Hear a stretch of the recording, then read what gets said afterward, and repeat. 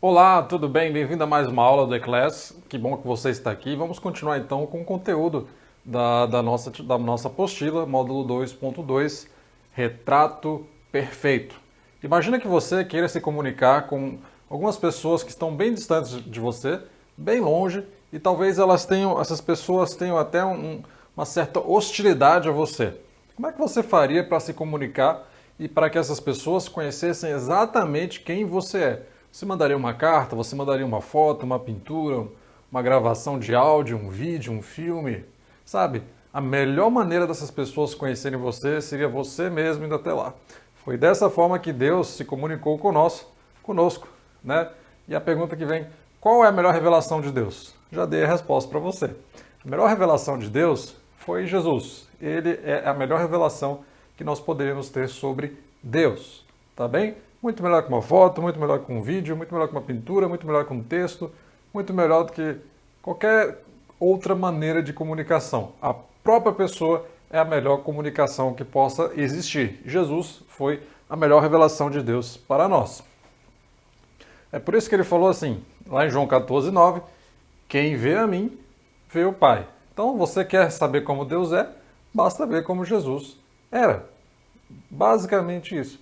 Quem vê a mim, vê ao Pai. Jesus, ele tinha uma característica de ser único. É por isso que ele é chamado de unigênito, único da sua espécie. Por quê? Porque Jesus ele era 100% Deus e 100% humano. Nenhum outro ser vai existir ou já existiu com essa característica.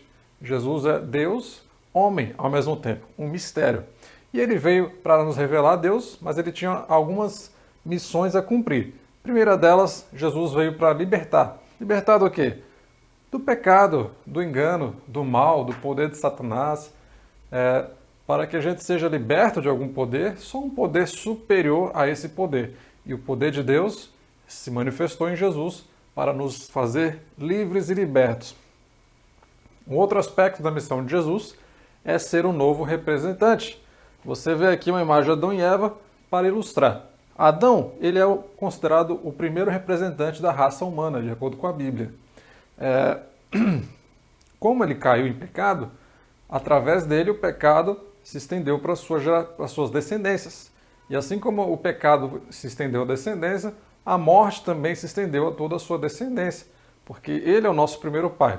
Esse quadro aqui é para a gente entender mais ou menos esse conceito.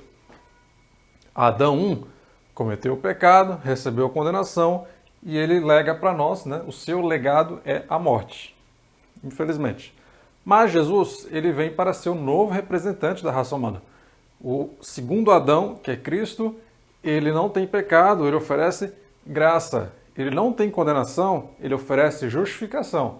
O que é justificação? É você ser declarado perdoado, apesar de você ser culpado. O primeiro Adão te oferece vida, Jesus vem como segundo Adão e te oferece, o primeiro Adão te oferece morte, o segundo Adão te oferece vida. Percebe como que ele vem para ser o novo representante da raça humana? Né? Nesse aqui você tem a descendência carnal e aqui a descendência espiritual pela fé. Você aceitando Jesus, você se torna agora descendente e herdeiro do seu novo representante, Jesus, o segundo Adão. A outra missão de Jesus era ser modelo daquilo que Deus espera que a humanidade seja.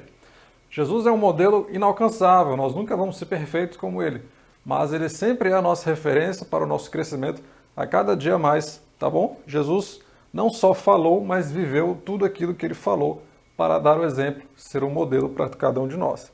Uma outra razão que Jesus veio foi para nos salvar, porque nós não podemos salvar nós mesmos.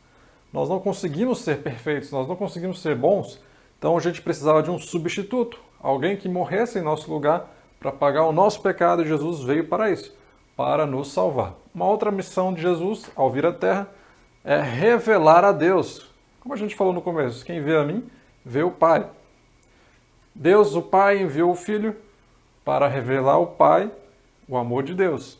E Jesus enviou o Espírito Santo para revelar a Jesus, o nosso Salvador. Perceba que a Trindade trabalha junto para se revelar.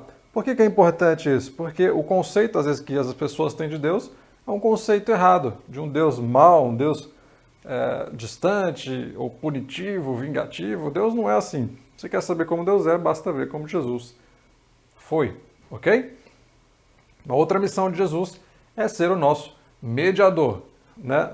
Entre nós e Deus há um abismo por causa do pecado. Jesus é a ponte que restaura a ligação entre os pecadores e um Deus santo, tá? Então, ele é o nosso mediador, o nosso chamado sacerdote, né? Ele que faz as suas orações chegar a Deus, ele que faz que Deus possa te abençoar, apesar de você ser um pecador e não merecer nada, assim como eu.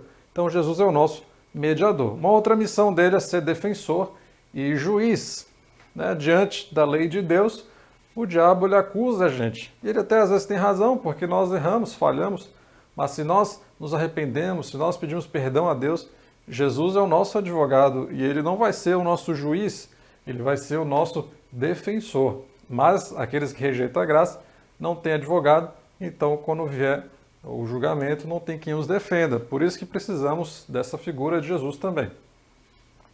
O que a Bíblia fala sobre a divindade de Jesus? Em João 1,1 diz, no princípio era o verbo, e o verbo estava com Deus, e o verbo era Deus. Então, antes de Jesus encarnar, a Bíblia diz que ele era Deus, estava com Deus, e já participava das obras de Deus, né, da Trindade. Outro verso interessante, Miqueias 5,2, diz assim, e tu, Belém Efrata, pequena demais, de ti me sairá o que há de reinar em Israel, cujas origens são desde os tempos antigos, desde os dias da eternidade. Então perceba que a Bíblia coloca a pré-existência de Jesus como sendo desde antes da eternidade. Então antes dele encarnar, ele já estava vivendo, né, pela eternidade na sua forma divina. Hebreus 1,6 diz, e novamente, ao introduzir o primogênito no mundo, diz, e todos os anjos de Deus o adorem. Só podemos adorar a Deus. Se a Bíblia diz para adorar a Jesus, é porque ele é Deus, ok? E o que a Bíblia fala da humanidade de Jesus? Lembra que nós falamos? Jesus é único porque ele é 100% humano e 100% divino, tá? Agora o aspecto da sua humanidade. Mateus 1,23 nos diz, eis que a virgem conceberá e dará à luz a um filho, e ele será chamado pelo nome de Emanuel, que quer dizer Deus conosco. Então isso mostra que Jesus ele agiu completamente como um ser humano, mesmo tendo origem divina e eterna. Ele nasceu, né? Ele poderia vir já como adulto, poderia vir como um ET, não sei, uma nave espacial, mas ele escolheu vir por meio de uma barriga da mãe dele, Maria, tá? Que foi engravidada pelo poder do Espírito Santo. Hebreus 4,15 diz, porque não temos sumo sacerdote que não possa compadecer-se das nossas fraquezas, antes foi tentado em todas as coisas a nossa semelhança, mas sem pecado. Então, para que Jesus possa ajudar a gente, ele precisava se tornar humano, sentir o que é ser humano. É por isso que ele pode nos ajudar, porque ele viveu igual a gente, ok? E um verso que fala muito da humanidade de Jesus, não só no aspecto físico, nem biológico, mas no aspecto emocional e mental. Há um verso na Bíblia, João 11,35, que diz, Jesus chorou.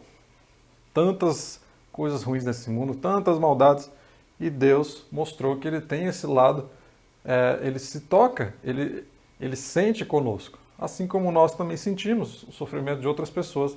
Então isso mostra a humanidade de Jesus num aspecto completo, tanto fisicamente quanto também o interior, né? Um ser humano total.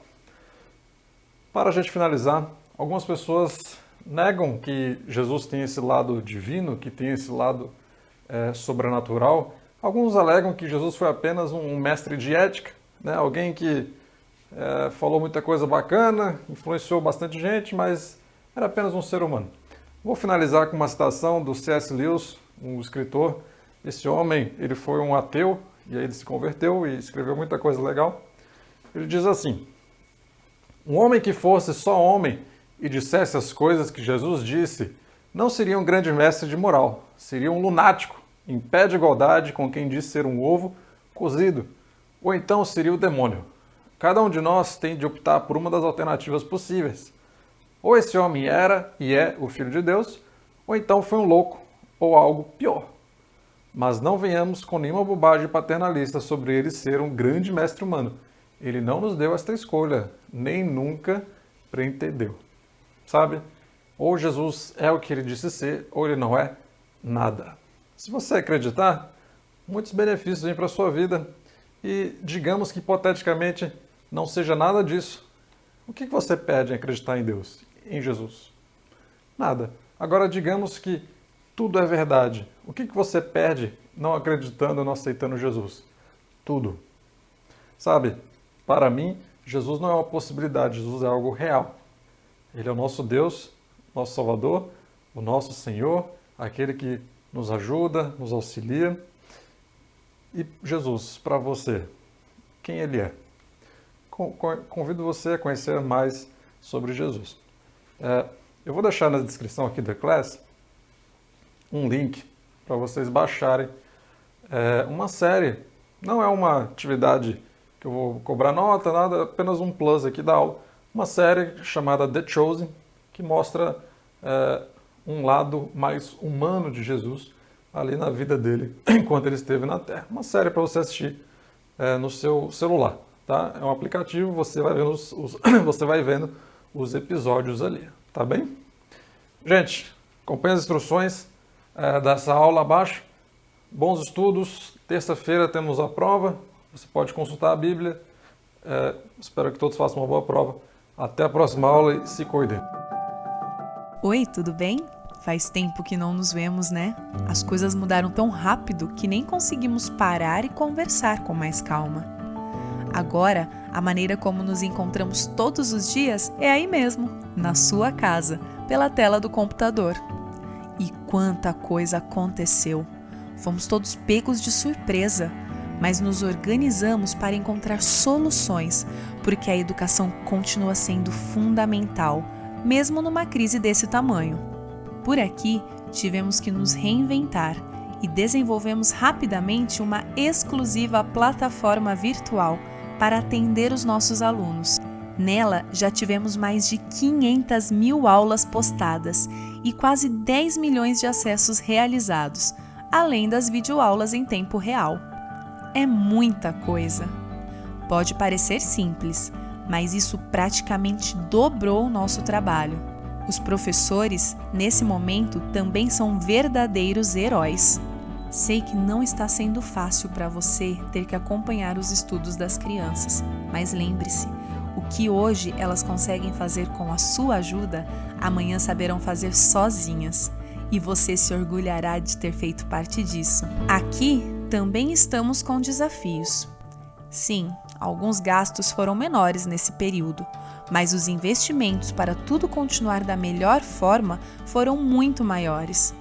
Como escolas filantrópicas, reinvestimos o lucro e para cada R$1 recebido em imunidade, a escola precisa investir outros R$5. Todos fomos atingidos de alguma forma e sabemos, não está sendo fácil para ninguém. Mas tudo ficará mais complicado se promovermos a desunião. Não é hora de acharmos um culpado, e sim de encontrarmos juntos a solução. Estamos conversando com todos os pais que nos procuram, melhorando condições de pagamento para este período. O mundo está em crise e é compreensível nos sentirmos ansiosos e inseguros. Estamos aqui para ajudar e queremos contar com você. Temos a esperança de que tudo isso irá passar. Nossos alunos voltarão às escolas como antes, mas não seremos mais os mesmos. Fortalecidos e unidos, aguardamos este momento. Muito obrigada!